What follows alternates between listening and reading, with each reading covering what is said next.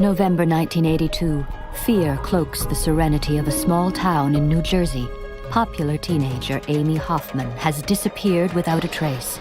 The police can't say if she's alive or dead, but psychic Nancy Weber knows there's been a murder and fears the killer is on a rampage. He's killed before, he's killing again. He's going to kill more. She tells me something, I believe it to be gospel. Can Nancy help catch the killer before his brutality is unleashed again?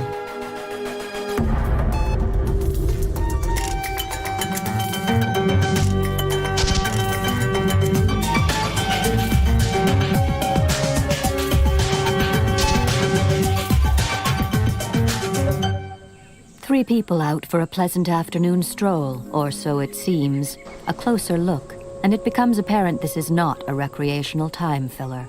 These people are not so ordinary. The conversation underscores the seriousness of their purpose. She's screaming for her life and begging mercy. Right when she was first found, there was no evidence that would indicate... Bill Hughes is a police officer, Nancy Weber is a professional psychic, and Jimmy Moore is retired.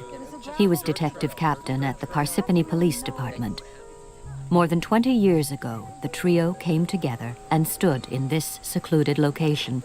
What happened here would change their lives forever. November 23, 1982. Amie Hoffman, an 18-year-old senior high school student, leaves her part-time job at a Morris County shopping mall. In the parking lot, she says goodnight to her friend. It's approximately 9:35 p.m. Two people see Amie as she walks across the back lot to where her car is parked. One, a fellow worker driving out of the parking lot. The other, her killer. Well, her vehicle was found in the parking lot, not too far away from the store that she worked in. And the door was open on the car, and there was a witness. And she noticed a white male, in a green Chevrolet that was parked a couple spots away from where Amie's car was. And he was just sitting there in the car at that time. It's Thanksgiving, 2 days since Amie Hoffman was last seen alive. Morris County, New Jersey comprises several small townships. Police departments from across the region become involved in the search for Amie. It had a major impact on the community. Women were hesitant about going out on their own, especially at night. 20 miles away in Mount Olive, Nancy Weber, who runs her own psychic practice, gets a phone call from a woman. She said, my daughter has a best friend who works at the Morris County Mall. And she's missing. She didn't come home. And that's when the vision popped up. The image I kept having was this naked body, multiple wounds all over. She was lying in water, raped. She had been terribly, terribly violated before she was murdered. And so I just went right into saying to her, I am sorry. I really can't discuss this with you. You call Amie's parents, or you call the police that are involved. That same day, Amie Hoffman's body was found in a retention tank at the reservoir in Randolph. There was a couple walking their dog through the woods, and it's an isolated area. It's like a lover's lane area. And they came across the body floating in the water. There was numerous slashes and stab wounds to her body. And some were post-mortem, meaning that after she had died, the assailant still continued to slash at her and cut her body. It was pretty gruesome. Nancy's vision of the dead young woman was accurate. Bill Hughes, a detective with the Mount Olive Police Department, happened to drop by Nancy's house. Most of the police officers in Mount Olive Township knew Nancy because she was just a friend of a lot of guys on the force, her and her family. And I stopped by Nancy's house just for a cup of coffee. By the way, I read the newspaper account of Amie Hoffman. Why are they lying? She was raped. She wasn't not sexually abused. She was mutilated, not no wounds obvious. The investigators at the time did not believe that sexual assault had occurred, but Nancy said that it had, that the girl had been sexually assaulted. There was no way of knowing because there was no physical evidence that you could see at the scene, according to the investigators, to indicate any type of sexual contact. What we found out later on was, yes, she indeed had been sexually assaulted by the suspect, and that was the result of forensics taken by the medical examiner's office. I didn't say anything to Bill about wanting to be involved at all. It's one of the things I don't ever do. I wait to be asked. When it comes to this kind of work, it's very important, I believe, for all concerned, including the victim, to know that I am the appropriate person to participate. It's an ingredient. I'm one of the ingredients or not. So I don't ask to help. Maybe to a lesser extent today, but at that time, psychics were certainly not taken seriously. They probably were looked at as people trying to make a name for themselves, people that would take advantage of the weak. I was a small player in this investigation. I'm on the periphery, so I really had no authority. I had to find somebody that was very open-minded, kind of like myself. You know, I'll try anything once, believe anything once until it's proven wrong. Detective Bill Hughes has faith in Nancy's psychic powers, and she has a real concern that the killer will strike again. He's killed before, he's killing again, he's going to kill more. November 1982, Morris County, New Jersey.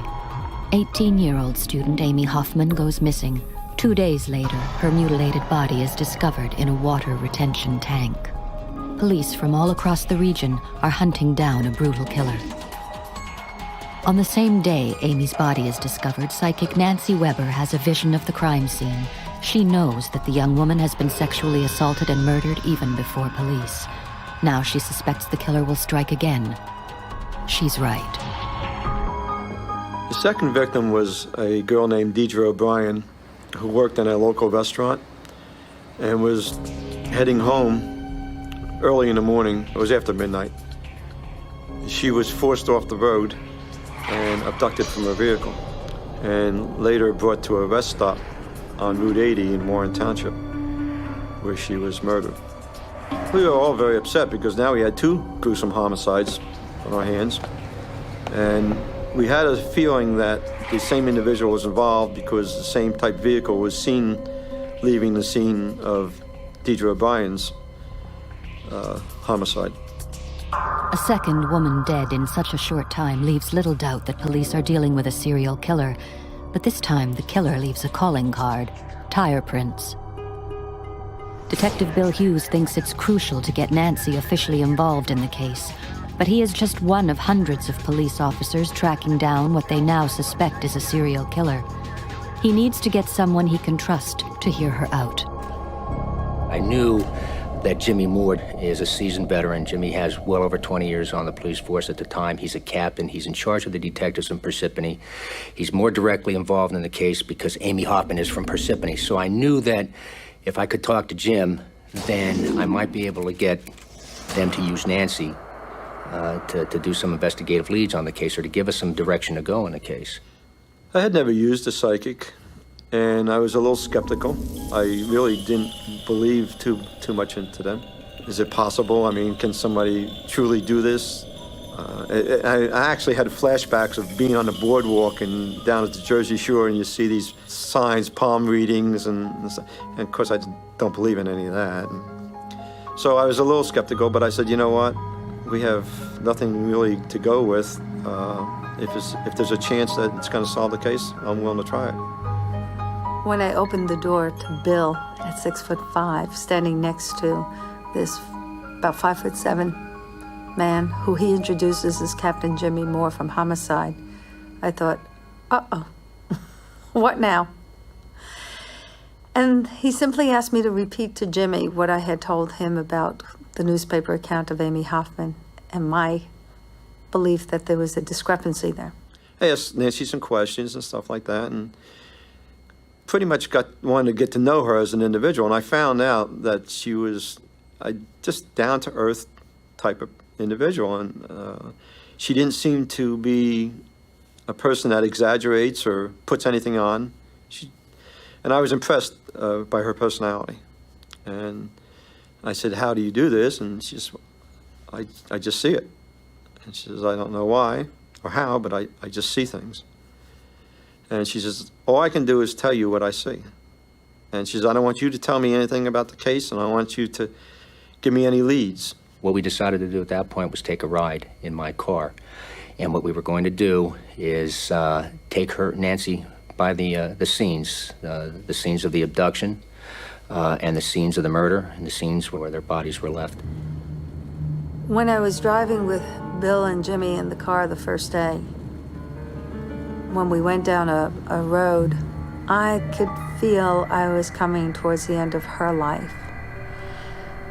It was as if the energy of the road itself got darker and darker. Got more magnetically charged with an energy that felt more panicky, heightened anxiety.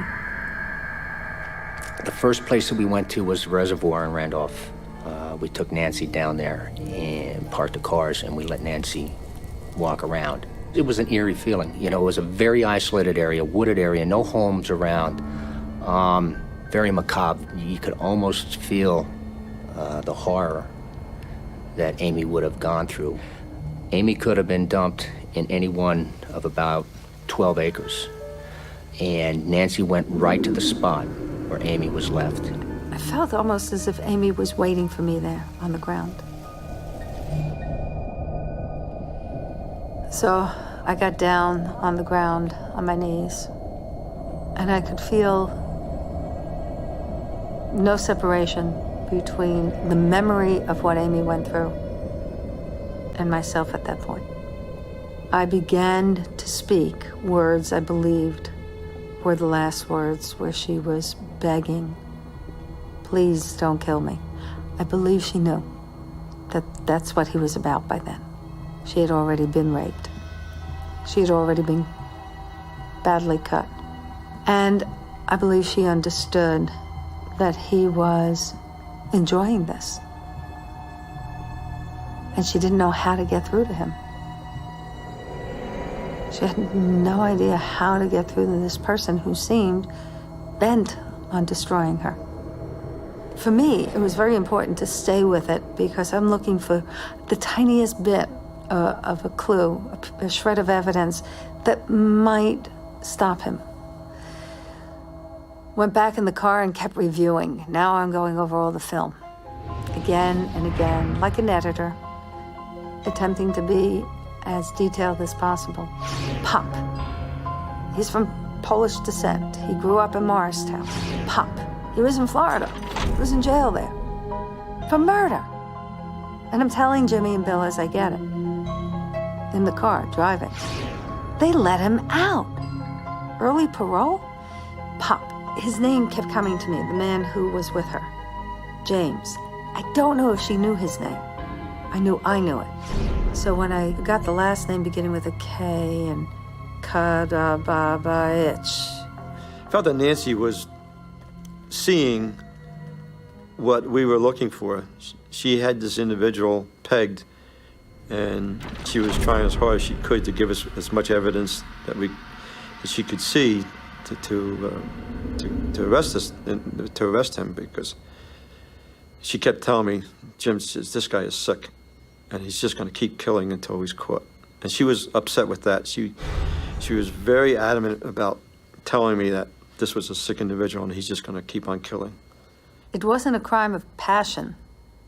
It wasn't he stalked this particular person for weeks and had an obsession with her.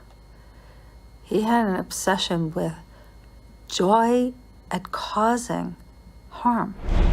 When I saw that, I knew he's not going to stop until somebody stops him. This man will not stop. With 2 brutal murders occurring within 10 days, every available police officer in Morris County is on the case. Most are following procedure, the routine that is police work. 2 are following a totally different line of inquiry. Detectives Jimmy Moore and Bill Hughes have teamed up with psychic Nancy Weber in their own private investigation. They've been able to get quite a bit of information from Nancy about the first murder. Now they want to know what she can tell them about the second. After the Deidre O'Brien homicide, I picked up Nancy and we drove to the rest area where the crime had taken place. She took us right to the spot where the suspect had parked with Deidre. She described the encounter there. And I see this truck in my mind. And I see a trucker, and I see this woman coming out of a speeding car. She's naked. She's knifed. And I'm looking at the car, and I'm looking at... It's the same car. It's James. I know it. The only thing that stopped him from continuing with his attempt to sexually assault her was the fact that there was a truck parked in the rest area a little ahead of them. Nancy felt that the assailant had just had enough and didn't want to be bothered with her anymore, so he stabbed her and threw her out of the car and then drove off. And that's when Deidre had enough strength to pick herself up and go to the truck to knock on the door, getting help from the truck driver. The truck driver got on the CB radio and radioed for help, and troopers eventually got there, but unfortunately Deidre passed away in the arms of the truck driver. I was impressed with Nancy when I took her to the truck stop because everything that she was telling me was exactly what had happened, as much as we knew from the evidence and from the truck driver's statement. She's telling us stuff that there's no way Nancy could have known, because this is, in the investigative files. This is not stuff that's being released to the press. And yet, Nancy knows what happened. Over the next few days, Nancy keeps replaying the visions over in her head. Every time I would go back to James, I would get another tiny little piece. He was at least about 5'10", slim, very narrow, thin, long nose, dark eyes. And I'd spend hours on it. I would be reviewing it, kind of like 18-hour days of review editing. Then I'd go back some more, and I'd feel the car, his brother, gas station. Brother owns it, works it. That's where he got the car, from his brother at a gas station. They're local. They're Wharton, they're Morristown, they're local. They all know who he is. Everybody knows who he is. They'll know his last name. He was a local terror. Growing up even, the cops all know who he is. He's not an unfamiliar character. This guy was dangerous when he was in high school. Nancy's coming up with all this stuff that she couldn't have possibly known about, and she's given us all this good information. And then a little bit of frustration sets in because you believe what she's saying, and now you're trying to think to yourself, how am I going to convince the bosses in Morris County to listen to what she has to say? At this stage, the detectives want permission from the county prosecutor to officially involve Nancy in the investigation, but before they can present their case, they are denied access to his office. The prosecutor is not interested. As Nancy and I started to walk through the door, a detective from the prosecutor's office stopped me, and who knew me personally. And he said, "Jim, what's she doing here?" I said, "Well, she's been with us and given us information on the case." And he said, "Well, the prosecutor doesn't want her here. He doesn't want to get involved with her." I was upset with the prosecutor for not even hearing us out. I felt that he should have at least listened to what we had to say. And it bothered me. To this day, it bothers me why he did that. The headlines were all over not only our state, but the nation and on all the news, that we had a serial killer. Nobody knew who it was. They couldn't figure it out. Nancy is also upset and frustrated. She decides to appeal to a higher authority. She calls some students who she trusts, and they form a psychic circle. Together they use psychic prayer to try and stop the killer in his tracks. Went through everything. And when I was finished, I told them, join hands with me. So we went to the light, went to the Godhead, went to the apex, and through that asked that if it was in the spiritual path of all concerned, to bring back to James K. Itch the pain he has given and the suffering he has caused. Let him feel it now. Let him get it in such a manner he can no longer give it. And I simply held on to that thought the rest of the night. It was my mantra. It was my chant. It is his time. Let him feel his own pain. He cannot give it out any longer. Let him feel his own pain. He cannot give it out any longer. It is over. The power of divine intervention has been argued and disputed since time began. Can a New Jersey psychic's prayer really stop the killer in his tracks? In fact, there's been a dramatic break in the case overnight.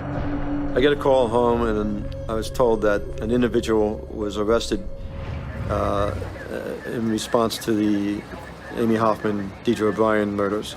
They responded to a home in Morristown where an individual had been stabbed.